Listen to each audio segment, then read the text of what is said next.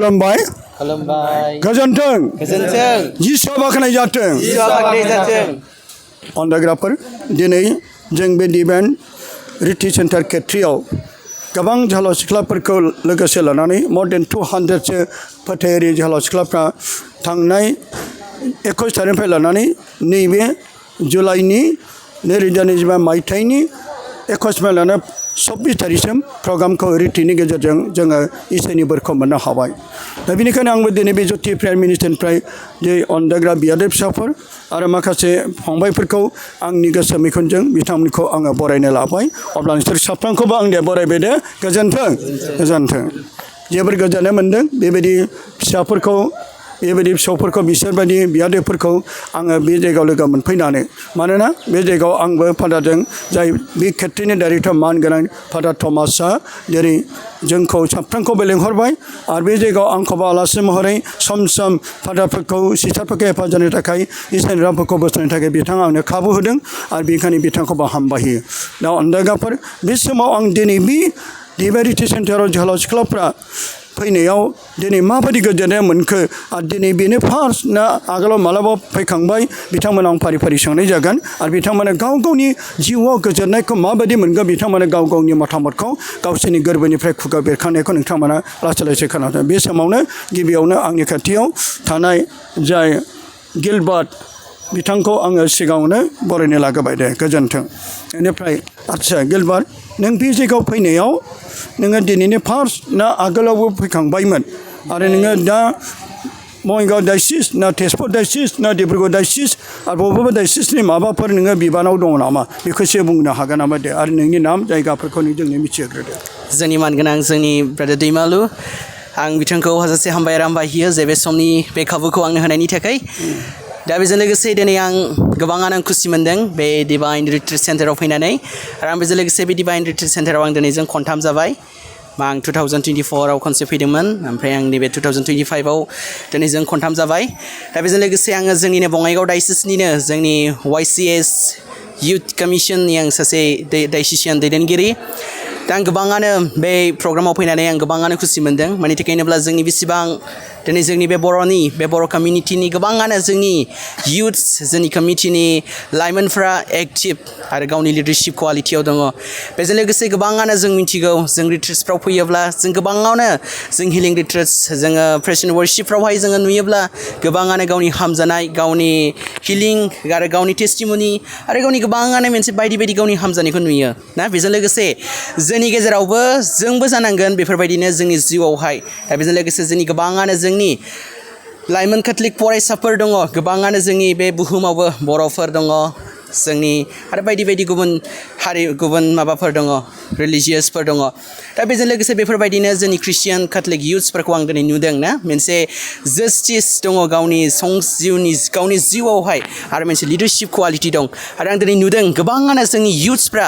मोनसे अबजेक्टिभ्सनि थ्रुयै थांगासिनो दङ सेन्स सेल्फ एन्ड सेन्स आदार्स आरो जोंबो सासे जोङो लिडार जानो थाखाय जोंबो सासे इउथ जानो थाखाय बा जों सासे माबा जानो थाखाय जोंनि गेजेराव मोनसे गोहो नांगोन मोनसे इडुकेसननि थाखाय नङा बा मोनसे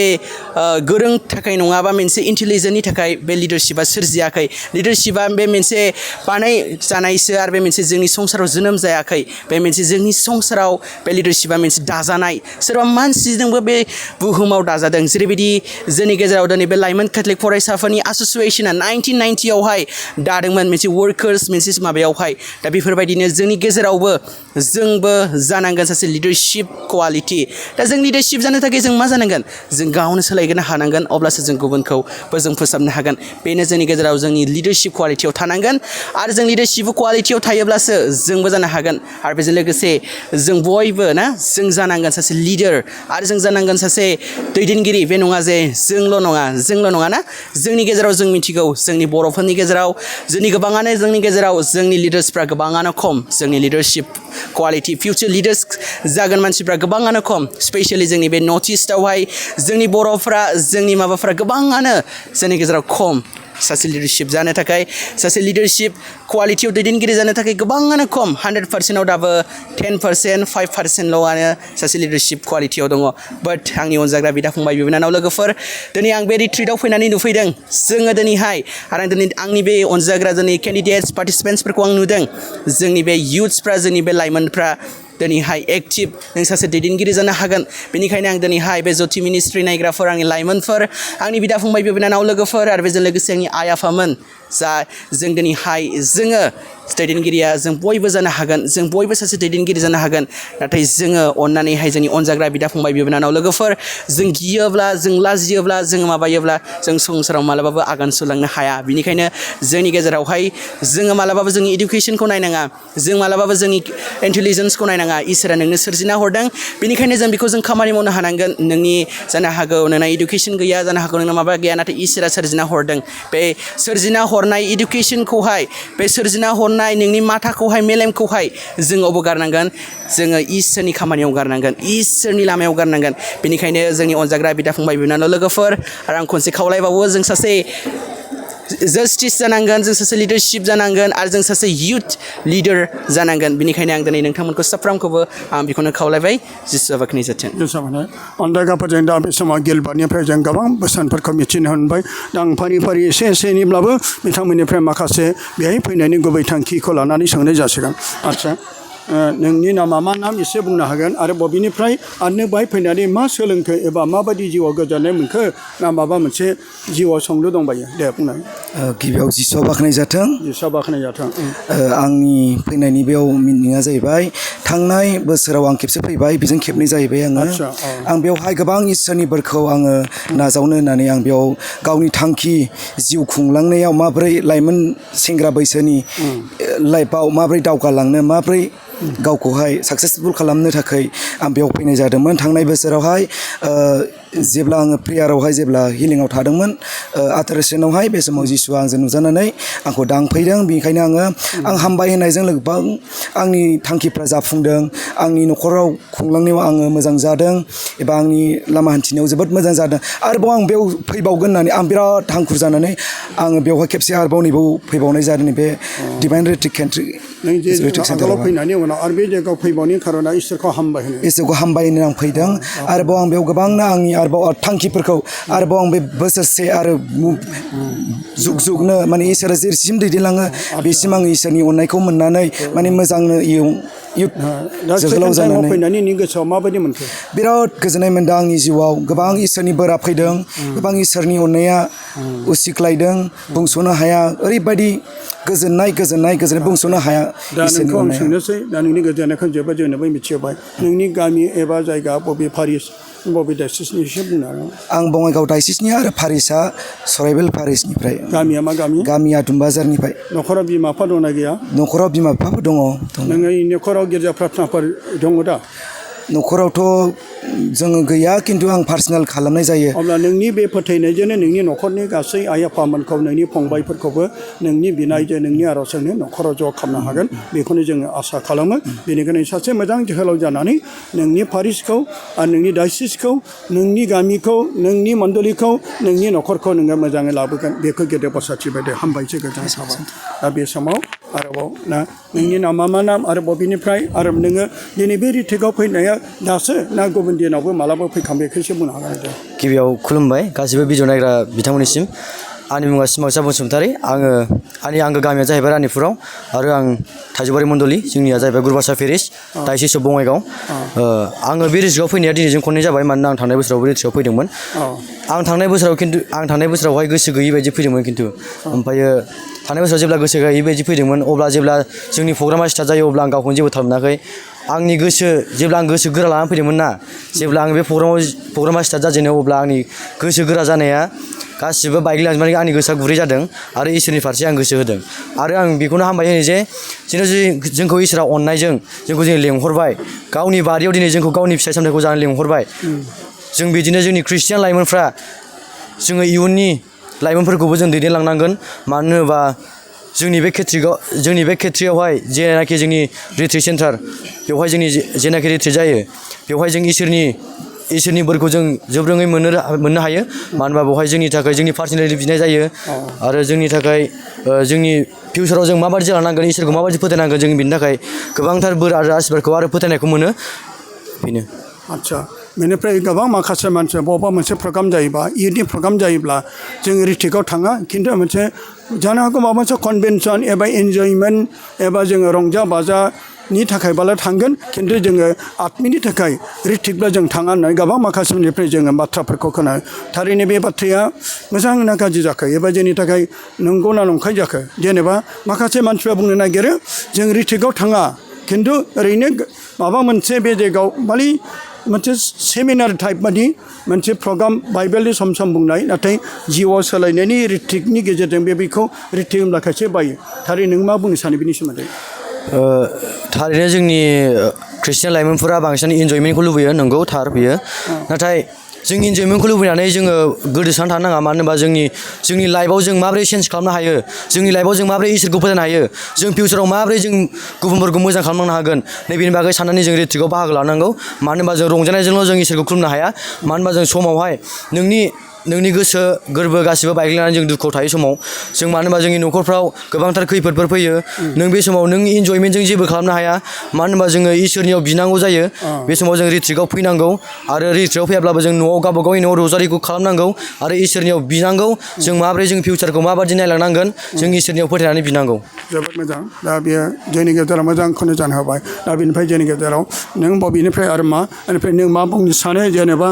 जोङो बे रिट्रिकआव फैनानै गोबां मिसाफ्राव बाहागो लानो थिननाय बिथोनफोर पाप सिकार लानो आरो बेजों लोगोसे गोसो गाबफिननाय गोबां इयुथफ्रा पाप सिकार लानो गोसो गैया खमिनो नाजावनो गोसो गैया गोबां इयुथफ्रा बेनिफ्राय मिसायाव बाहागो लानो गोसो गैया आरो बेबायदिनो बिसोर गोबांथार संसारनि लोंनाय जानाय फेनाय ड्राग्स बिरि सिगारेट सोबनाय बेफोरनि सोमोन्दैनो एसे गावनि नामखौ एबा दासिखौ बुंनाय मोना बेखौ बुंनो हागोन नामा दे गिबियावनो बिफा इसोरखौ हामबाय होनाय जाबाय आंनि मुङा बिकन रामसियारि आंनि गामिया बर' सत्रं आंनि आंनि पारिसआ जाहैबाय गहपुर पारिस ओमफ्राय आंनि डायसिसआ तेजपुर डायसिस आङो दिनैजोंसो फार्स्ट टाइम फैदों आरो आं सिगाङाव फैदोंमोन बेयाव नाथाय रिट्रिटनि थाखाय फैयाखै आं बिदाखौ दोननो फैनानै फैदोंमोन ओमफ्राय बेनि उनाव आङो दिनैजों बेयाव रिट्रिटआव दिनै फार्स्ट टाइम जादों आरो आङो जेब्ला जोंनि प्रेसिडेन्टआ आंनो खबर हरदोंमोन अब्ला आं सानदोंमोन बेयाव थांनानै आं मा खालामहैनो आंथ' गिर्जा प्रार्थनायावबो बारा एथबां मोजां नङा प्रार्थनाफोरावबो एथबां बिनोबो रोंजोबा आरो आं इयुथफोरखौ बोरै सामलायगोन सानदोंमोन आंनो इयो बिथोन हरदोंमोन नों इयुथफोरखौ सामलाय होननानै ओमफ्राय आं बिथोन हरनाय लोगो लोगो आं बुंबाय आं थांनो हानाय नङा होननानै बुंबाय खिन्थु बिफा इसोरनि अननायजों दिनै आंखौ बिफा इसोरा नाहरनानै दिनै आंखौ बिफा इसोरनि अननाया आंखौ दिनैसिम दैदेननानै लाबोबाय दिनै जोंनि इयुथफोरखौ आंखौ दैदेननानै लाबोहोनो थाखाय आंनो बोर आरो आशीर्बाद हरबाय बेनि थाखाय आं दिनै जोंनि इयुथफोरखौ दिनै आं मोजाङै दैदेननानै लाबोनो हाबाय बिसिम साबसे फैदों नोंसोर जोंनिफ्राय जोङो 11 जन फैदों 11 जन सत्रं गहपुर पारिसनिफ्राय गहपुर पारिसनिफ्राय आदसा बेनिफ्राय नोंखौ आङो दा मोजां मोनबाय माने नोंनि गोसोआव गोनो गोथो गिनाय फैदोंमोन बेनिफ्राय जेब्ला जेरेमियाबो बुंदों आं सासे सेंग्राथार आं मा मावनो इसोरा जेब्ला बेजों दर्शन जाना बुंदोंमोन दा नोंबो बेबायदि जेरेमिया बादि एबा गावखौनो बुंदोंमोन आं मा मावनो आं जेबो रोङा बेबायदि नाथाय जोङो इसोरनि अननायजों गासैबो इसोरासो दैदेनो दा बिनि गेजेरजों जोंनि जोहोलाव सिख्लाफ्रादि माखासे पाप सिकार लानो गोसो गैया खायसे खमिनो नाजावा एबा गिर्जायाव मिसाव बाहागो लाया आरो बेजों लोगोसे जोंनि जोहोलाव सिख्लाफ्रा माखासे लोंनाय जानाय फेनायनि गेजेराव ड्राग्स बायदिसिना बिनि सोमोन्दै एसे बुंनो हागोन नामा आं जोंनि खावलायहरनो हागोन नामा जोहोलाव सेंग्रा सिख्लाफोरखौ बेखौनो बुंनो सानो जेनेबा जोंनि जौ ड्राग्स बेफोर निसा बुस्थु गासैबो बे निसा बुस्थुआ जोंनो इसोरा बेफोरखौ हराखै बेफोर जाबाय संसारनि बुस्थु बेफोर जाबाय सैताननि बुस्थु जों बेफोरखौ एंगारनो हायोबा जोंनि थाखायनो जोबोद मोजां मानो होनोबा जों जुदि खृष्टानफोरानो जुदि जों बेफोर निसा बुस्थुखौ लायोबा जों हिन्दुफोरा जोंखौ मा सानगोन जों हिन्दुफोरजों समानानो जागोन जों बेफोरखौ बिनिखायनो जोंनि खृष्टान लाइमोन सेंग्रा सिख्लाफोरल' नङा जोंनि गोबां जोंनि बोराय बुरिफोराबो जोंनिया दिनै बेफोरखौ निसा बुस्थुखौ लायो बिनिखायनो जों बे बोराय बुरिफोरखौबो जों बुंनो सानो जे बिसोरनो जुदि लायोबा जों लाइमोनफोरा सानखागोन बिसोरनो लायोबा जों मानो लानो हाया बेफोरबायदि जों सानो अन्दागाफोर दा बेनि गेजेराव बुंनो सानदों नंगौ अन्दागाफोर जों सासे इसोरखौ फोथायसुला जानानै जोङो निसा बुस्थुनिफ्राय गोजानाव थानांगौ गोथार बोसोन जानाय नाथाय जोंनि गेजेराव गुबुन धोरोमनि बिदा फंबायफोर जाय हिन्दु धोरोमनि बिथांमोनखौ जोङो निन्दिनो थाङाखै बिथांमोननि फोथायनाय बिथांमोननि मोजांथिखौ खुलुमनाय बिथांमोना जौ बिरि सिगारेटनिफ्राय बिथांमोना आथिखालाव बिथांमोना गोजान जाजोब्बाय जोंबो खृष्टान जोहोलाव सिख्लाफोर जोंबो दिनै बे ड्राग्स बिरि सिगारेट सोबनायनिफ्राय जों गोजानाव थानो नांगोन आरो बिथांमोननि माखासे गुबुन गुबुन धोरोमनि बिदा फंबायफ्राबो दिनै बे गाज्रि बुस्थु होननानै बिथांमोना नागारनो हमबायब्ला जोंबो फै दिनै बेखौनो आङो बुंनो सानो नङादि जों बै गुबुन धोरोमनि हिन्दुफोरखौबो जोङो माखासे गाज्रि मुं सुदों बे नङा बिथांमोन बादि जोंबो बेबायदि मोजां जानो थाखाय जोंखौसो बिथाङा बुंदों दे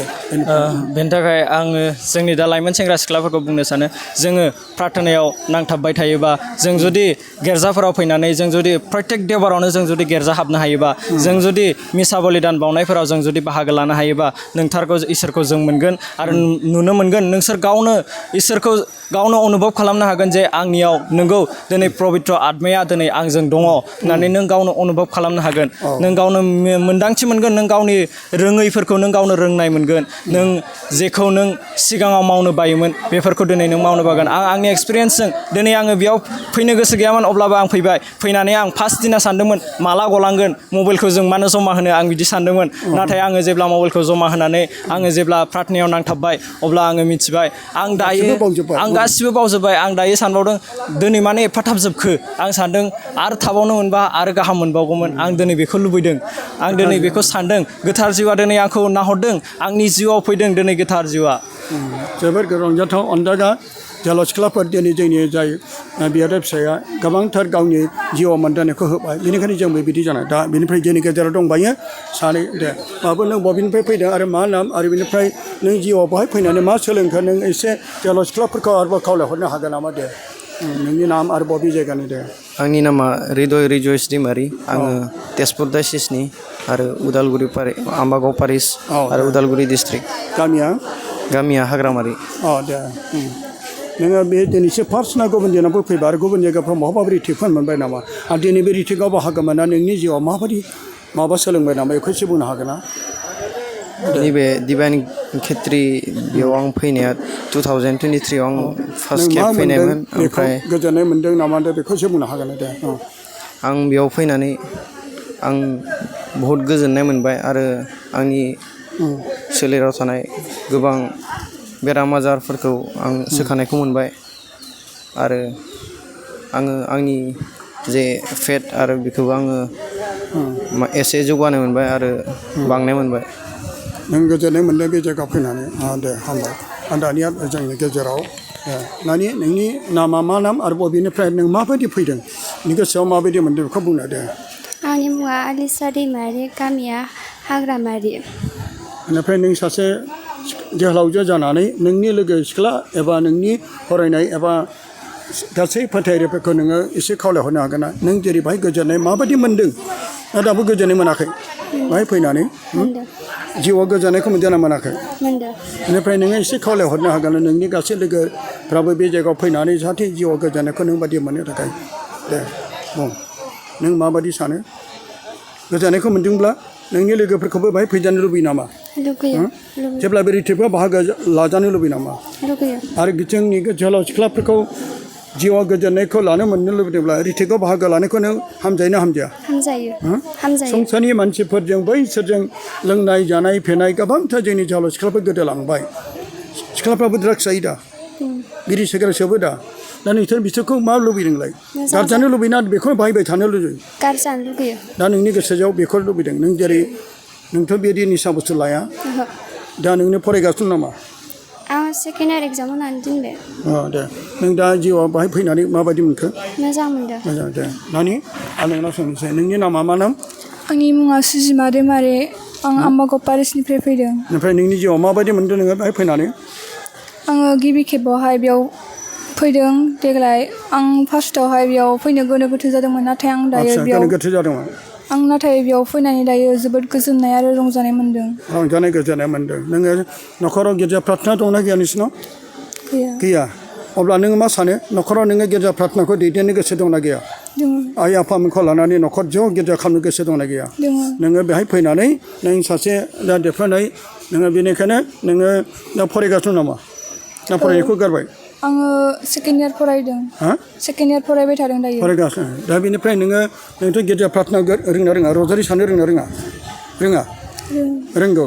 अब्ला नोंनि न'खराव ज' गिर्जाफोर गैयाब्लाबो नोंनो दैदेननो हागोन हाया आइ आफा न'खरनि बिदा फंबायफोरखौ फै जों न'खराव ज' गिर्जा खालामनो आरो गिर्जा खालामनाया जिउआव इसोरा जोंजों लोगोसे थाना थाया गिर्जा खालामब्लासो इसोरखौ आर'ज खालामब्लासो इसोरा जोंजों थागोन दा ओंखायनो जेब्ला जों इसोरजों गैया जों आर'जबो खालामा बेखायनो न'खराव जोंनि न'खराव जेब्लायबो गिर्जा प्रार्थना थागोन जोङो देरहासार जागोन सैताननिफ्राय देरहागोन जेब्ला गिर्जा प्रार्थना गैया अब्ला न'खराव गासै गावस्रानो नांलाय खमलाया जागोन बेनिखायनो दा नों बाहाय फैनानै न'खरखौ नोङो न'खरनि नांलाय खमलाय एबा गासैखौबो गोजान जाजेनोब्ला नों इसोरनाव नांथाबनो लुबैना लुबैया